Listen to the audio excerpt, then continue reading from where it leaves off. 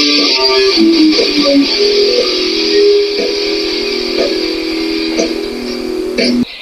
everyone, welcome to Logan's Mosh Pit. Glad to have you here. Do me a favor and please subscribe if you haven't already. Today we're going to do another episode of Logan's List. In this series, I will share my opinion on all things music related, ranging from common topics to obscure topics. I try very hard to steer clear of rambling about things that I dislike because I want this channel to primarily stay positive.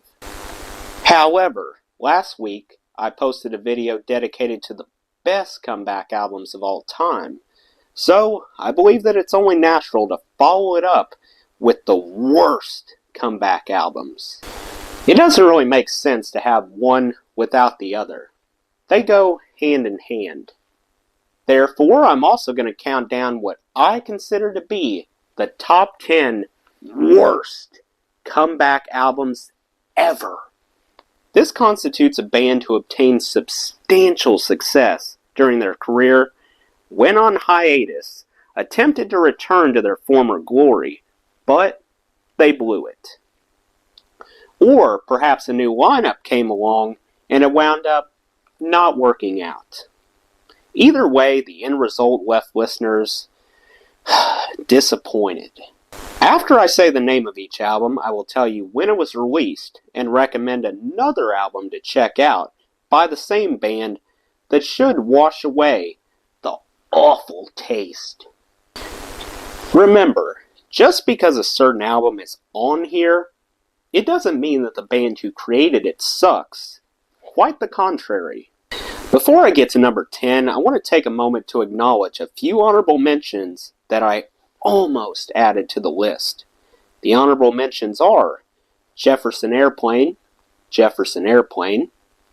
Pink Floyd, The Endless River, and Pixies, Indy City. Now, let the countdown begin. Number 10, Lynyrd Skynyrd, 1991. Take a wild guess when it showed up. I would recommend listening to Nothing Fancy instead. Number 9, Kiss, Psycho Circus. Psycho Circus came out in 1998. You'd probably be better off blasting Destroyer instead. Number 8, Guns N' Roses, Chinese Democracy. Chinese Democracy dropped in 2008. As an alternative, why not consume Appetite for Destruction? Number 7, The Monkees, Pool It. It splashed onto the scene in 1987. Wouldn't you rather hear Headquarters? It'll make you go bananas. Number 6, Smashing Pumpkins, Zeitgeist. Zeitgeist was introduced in 2007. To be honest, I'd take Melancholy and the Infinite Sadness over this every time. I must warn you, the second half of the list is considerably worse compared to the first half. So, I'm not going to sugarcoat at all. Number 5, The Doors, An American Prayer. Unfortunately, not even divine intervention could save this pitiful excuse for an album. It appeared in 1978. Strange Days ought to remind you what the Doors used to be capable of. Number 4, The Who, Endless Wire. Or as I like to call it, Endless Regret. One track in particular called It's Not Enough basically sums up my opinion on the whole album. Endless Wire was ready by 2006. Revisit Who's Next to witness the Who in their prime. Number 3, 3 Days Grace, Human. It surfaced in 2015. Between the whiny, over-processed vocals and the bland, repetitive lyrics, Human will single-handedly ruin your day. 1X has the upper hand without question.